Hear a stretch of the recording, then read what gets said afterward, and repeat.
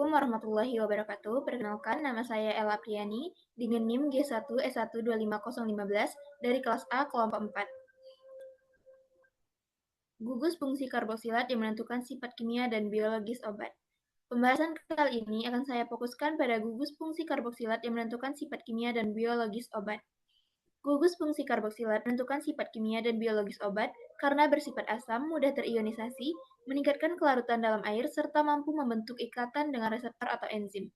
Hal ini mempengaruhi kelarutan, absorpsi, distribusi, dan aktivitas biologis obat di dalam tubuh. Sehingga saya mencari rujukan jurnal yang sesuai dengan materi tersebut menggunakan bantuan dari ChatGPT. ChatGPT merekomendasikan kepada saya jurnal yang berjudul Minimizing the Delay Potential of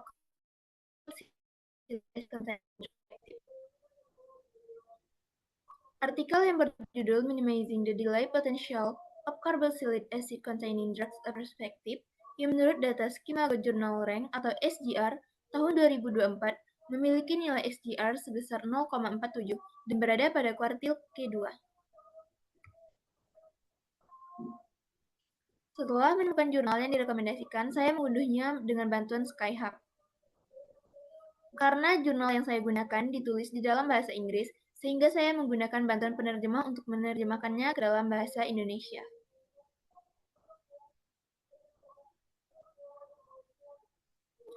Jadi, obat-obatan yang mengandung berdasarkan jurnal tersebut dengan bahasa Indonesia meminimalkan potensi delay drug-induced liver injury dari obat-obatan yang mengandung asam karboksilat sebuah perspektif. Jadi, berdasarkan jurnal tersebut, obat-obatan yang mengandung gugus asam karboksilat dikaitkan dengan berbagai toksisitas. Beberapa terkait langsung dengan farmakologinya dan lainnya dengan metabolit yang dihasilkan saat mengalami biotransformasi yang mengurangi aktivitas biologis dan meningkatkan ekskresi. Reaksi yang terlibat dalam metabolisme mencakup berbagai konjugasi pada gugus asam karboksilat, ditambah modifikasi pada penghubung yang digunakan untuk menempelkannya pada bagian utama obat. Di sini, memberikan perspektif metabolik tentang biotransformasi yang telah ditemukan terjadi pada obat-obatan yang mengandung asam karboksilat dan membahas potensi toksisitasnya. Berdasarkan pemahaman saat ini tentang metabolisme obat-obatan yang mengandung asam karboksilat, kita kemudian mempertimbangkan pendekatan yang dapat mengurangi toksisitas. Dengan bantuan GPT ditemukan pada artikel Minimizing the Delay Potential of Carboxylic Acid Containing Drugs a Perspective, di mana saya tertarik untuk membahas masalah sebagai berikut. Bagaimana pendekatan yang dapat digunakan untuk meminimalkan potensi drug-induced liver injury atau delay pada obat dengan gugus asam karboksilat, serta mengapa pendekatan tersebut diperlukan, dan jurnal apa yang dapat dijadikan dasar ilmiah sebagai solusi kesalahan tersebut. Saya akan menjawab permasalahan bagaimana pendekatan yang dapat digunakan untuk meminimalkan potensi drug-induced liver injury atau delay pada obat-obatan gugus asam karboksilat, serta mengapa pendekatan tersebut diperlukan, dan jurnal apa yang dapat dijadikan dasar ilmiah sebagai solusi terhadap permasalahan tersebut, dengan menggunakan jurnal lain yang direkomendasikan oleh GPT sebagai penjawab permasalahan tersebut.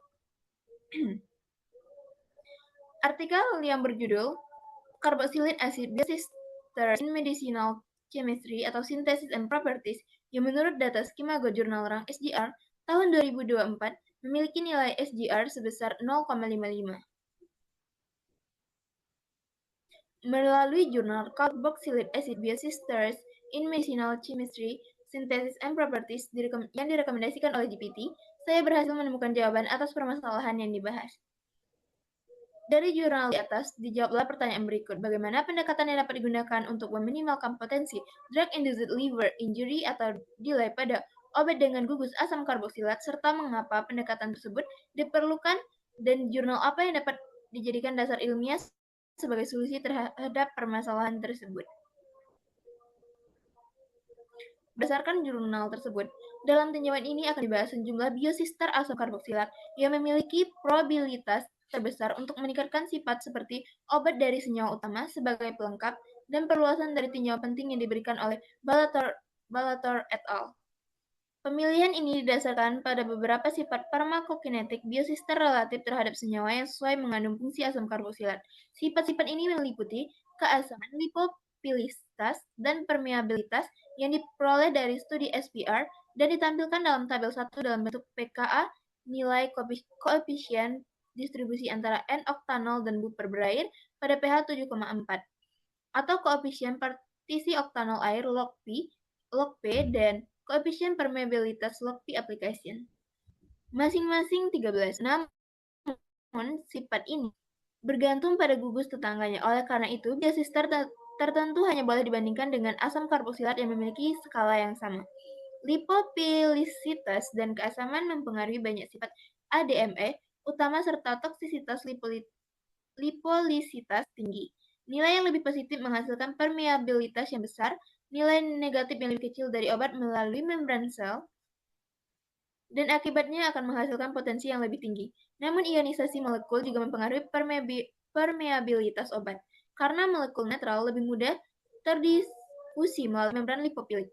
Oleh karena itu, lipopilisitas dikuantifikasi pada pH fisiologis sebagai log D 7,4. Namun demikian, jika obat terlalu lipopilik, senyawa tersebut memiliki kemungkinan lebih besar untuk mengikat target yang tidak diinginkan, sehingga mengakibatkan toksisitas serta kelaratan yang buruk dan lebih tinggi.